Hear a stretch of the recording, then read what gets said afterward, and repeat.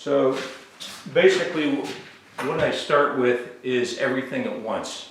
When I usually come in here, I'm working on the papers and all these things, and then I'm working on the encaustics. These are not encaustics, these are the oils on paper, and these are the encaustics.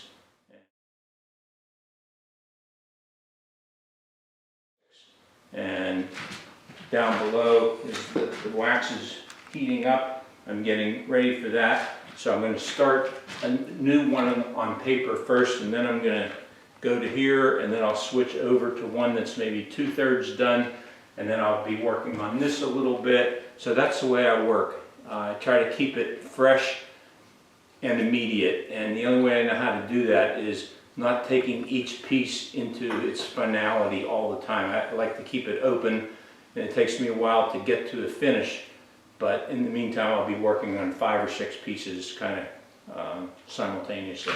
Okay, so I'm just going to start with the work on paper just to get it going a little bit.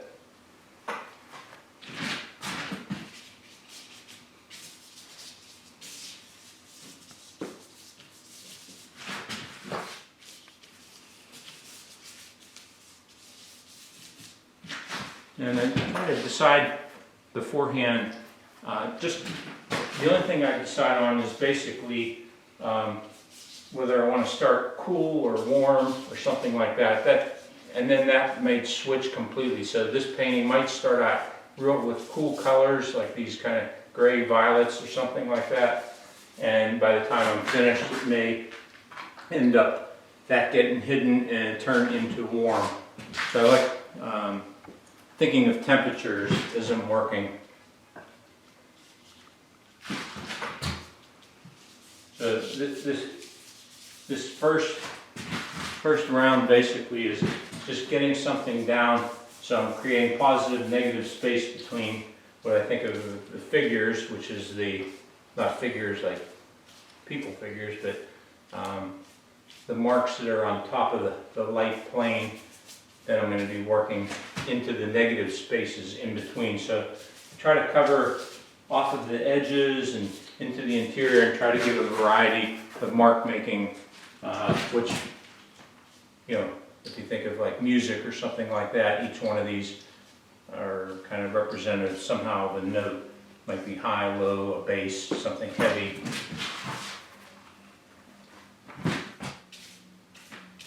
I'm using the heel of the brush and the head of the brush, the top of the brush. Try to give as much variety to the type of strokes, and while I'm doing them, I don't sit and gauge the success of the stroke or think about it at all until later. This is so early in the process that all this is kind of making some noise, basically. It's like tuning up red and green. And just mixing just a little bit of green in so that pink isn't overwhelming. And even if it is so early on, it's not going to matter that much, but I'm trying to make it more like a neutral just to get started.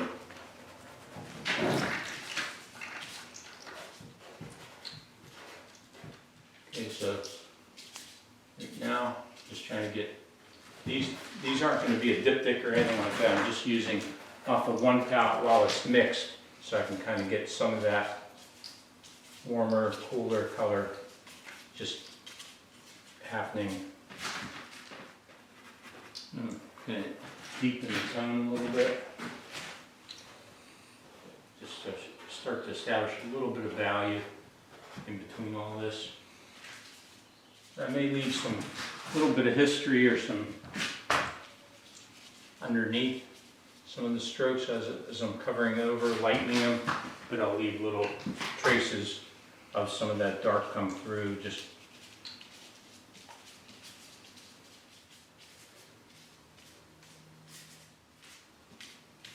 there's nothing really that determines what color or even value I use at any point outside of instinctual.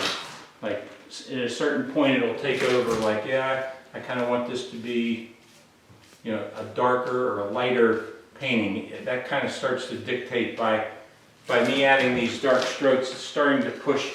You can see it's going to be darker, say, than this one, maybe, or lighter than this one right here. But that could even change, because I could be adding, after this dries, I could be adding lighter colors on top of this all to make it breathe. But I do like to let some of the paper and some of them show through. So that's the actual negative paper coming through, almost like you do with watercolor.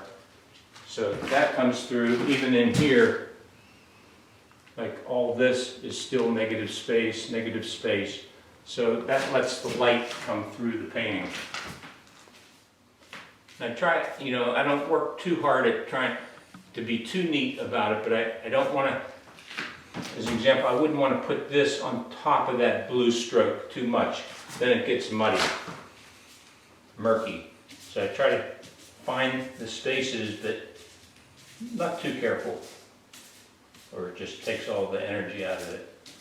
So if it happens and it becomes a little messy or a little bit out of control, I'll fix that later. There's underneath most of them, there's the mark making, the color development and things like that. But then sometimes over top of all that, I may take that like weird salmon.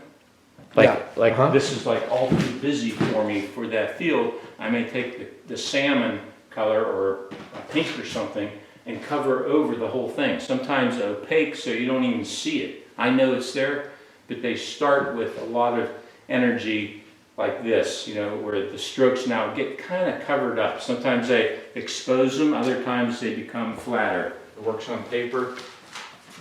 They become kind of like some type of form of vibrancy. And from a distance, it has a certain kind of movement or shimmer to it. They take on something, and when you get up close and you see it's made up of 10,000 marks. But I want the gestalt of the painting, the whole of the painting, to be more than the separate strokes. So they all should add up together, and that's the challenge of doing these, is to try to make them hold together but still have this kind of singularity where the strokes are all kind of significant somehow. It may be a large orchestra where it's just maybe different sounds, but they should all come together at some point.